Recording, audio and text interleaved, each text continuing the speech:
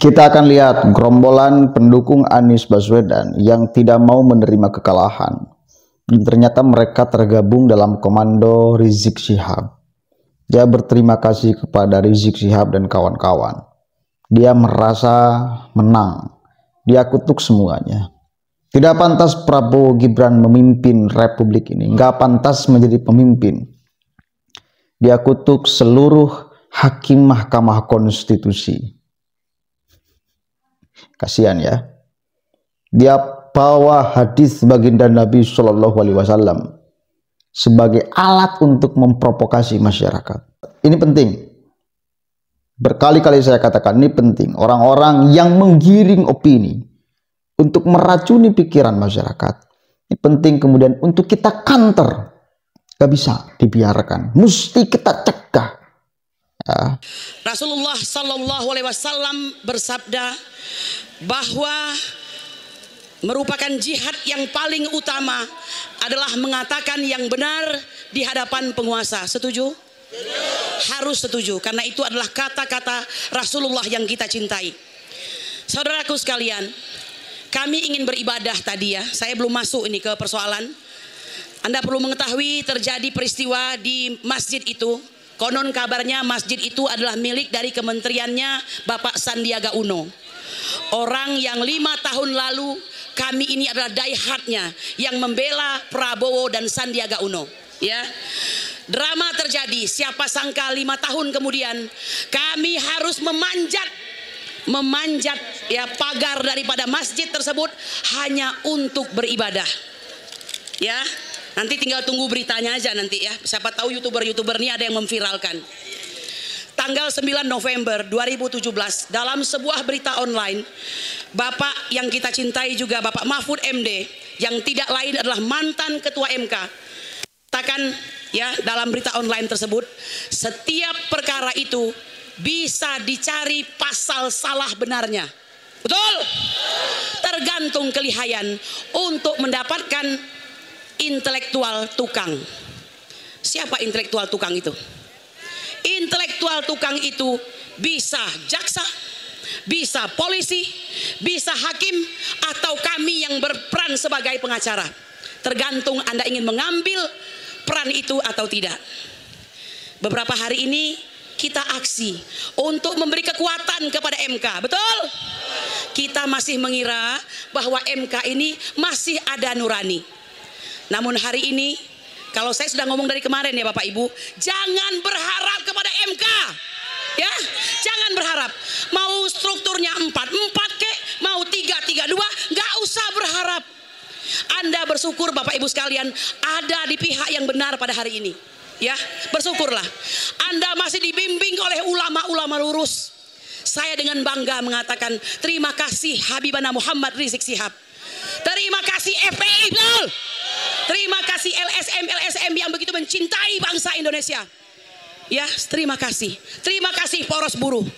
Terima kasih Pak Din Samsudin. Semua kita harus berterima kasih. Ya. Jadi saya ingin mengatakan jangan pernah berharap kepada manusia, pasti kecewa. Refli Harun sendiri dalam salah satunya pernah mengatakan apa? Bahwa di hadapan para hakim MK tersebut ada keselamatan, kesejahteraan, tapi juga ada tekanan. Dalam salah satu podcast ya bersama Bambang Wijayanto kalau tidak salah, Bapak Hamdan Zulfa menyampaikan sudah ada yang diancam akan ditembak. Ya. Nah, oleh karena itu tidak ada yang salah Bapak Ibu. Perjuangan memang seperti itu. Yang salah hanya satu. Mereka tidak cukup kuat. Mereka tidak cukup berani, betul? Mereka tidak memilih sebuah jalan menyelamatkan bangsa Indonesia. Saya ingin mengatakan Bapak Ibu sekalian, mengapa kita ikut pemilihan? Karena pemilihan umum itu adalah radical break, betul? 10 tahun Jokowi yang ada adalah kerusakan di bidang hukum, di bidang ekonomi, tipu menipu, pecah belah anak bangsa. Oleh karena itu tadinya kita berharap bahwa pemilu ini akan menjadi radical break, di mana dia berhenti dan tidak lagi berkuasa untuk mendapatkan nasran azizah, pertolongan yang kuat untuk mendapatkan Fafathan mubina, kemenangan yang nyata. Sesungguhnya harus ada imam yang adil. Dan hari ini Bapak Ibu sekalian, secara legitimasi MK sudah menyampaikan 02 sebagai pemenang. Namun itu belum selesai bagi kami. Ya, betul. Kami tidak terima Indonesia tanpa Jokowi. Indonesia tanpa Jokowi dan turunan-turunannya. Siapa turunan-turunannya? 02. Prabowo Subianto dan Gibran Raka Buming Raka, karena tidak pantas memimpin Indonesia. Setuju? Bapak Ibu sekalian, tunggu, berdoa, tenang, sabar.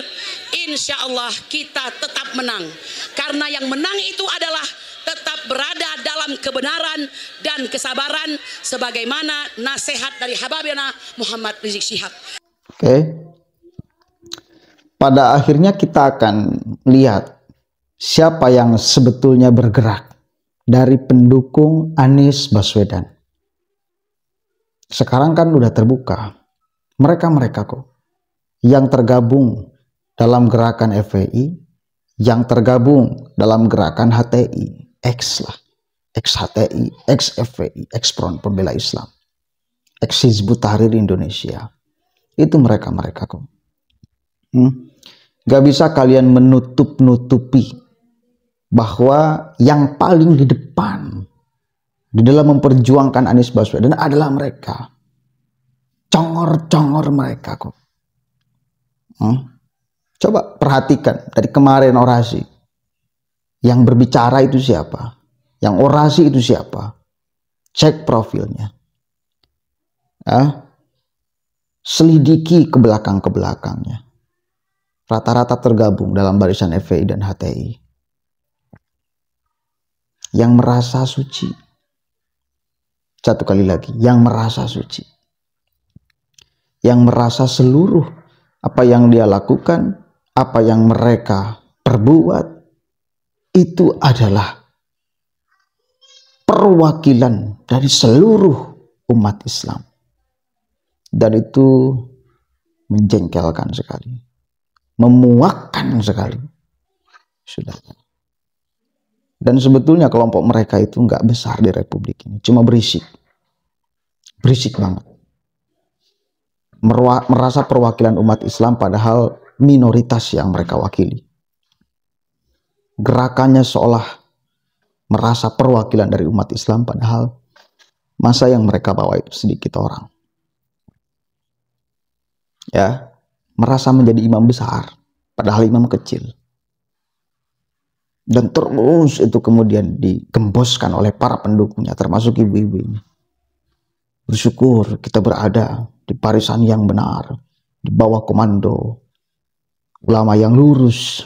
Nah, bahasa ulama yang lurus kan kemudian keluar lagi. Berarti selain daripada Rizik Syihab dan kawan-kawan itu adalah ulama bengkok. Kan itu maunya, betapa picikan, betapa licikan, betapa kerdil. Betapa seenaknya. Dan ini saya kira menjadi salah satu alasan kuat kenapa masyarakat tidak milih mereka atau tidak milih yang didukung oleh kelompok mereka. Muak loh. Masyarakat mayoritas muslim ini diklaim oleh segelintir orang Petamburan. Muaranya di Rizik Syihab, imam besar. Padahal nggak ada yang menobatkan dia sebagai imam besar. Kapan ada pemilihan imam besar umat Islam? Nggak ada. Mereka cuma ngeklaim aja. Kapan ada pemilihan jenderal umat Islam? Gak ada. Cuma mereka ngeklaim aja. Kecil mereka, cuma berisik. Dan simbol-simbol agama mereka mainkan. Mereka klaim. Ini kurang ajar. Tujuannya politik. Bukan untuk kesejahteraan seluruh. Bukan. Bullshit. Bila terus mereka menipu masyarakat dengan kalimat-kalimat. Ini demi bangsa dan negara. Demi anak cucu kita. Bullshit. Bullshit.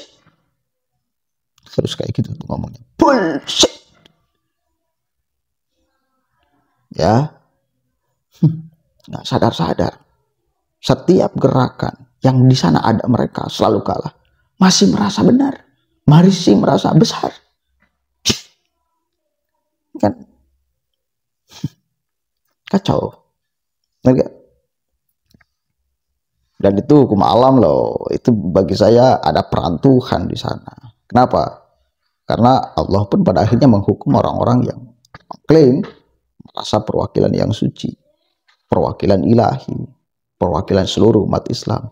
Allah juga diklaim, agama juga diklaim, dibawa-bawa, diseret-seret, dipergunakan untuk kemudian tujuan politik. Kurang ajar namanya. Dihukum oleh Allah.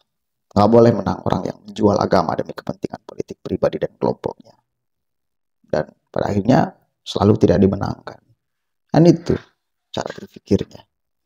Ya, stoplah, jangan merasa Anda paling suci, paling benar, merasa ulama-ulama lurus. Ulama lurus kayak gitu. Ulama bengkok kali yang ngaku-ngaku lurus. Orang yang benar itu tidak akan merasa bahwa dirinya benar.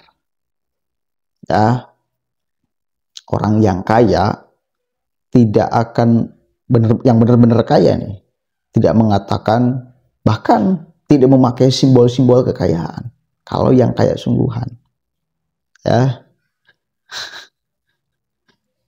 itu biasa aja orangnya. Begitupun sama orang yang sesungguhnya beragama, berilmu tinggi dan lain sebagainya. Dia tidak pakai, apalagi simbol-simbol itu dia jual belikan, dia klaimkan, gak bakalan.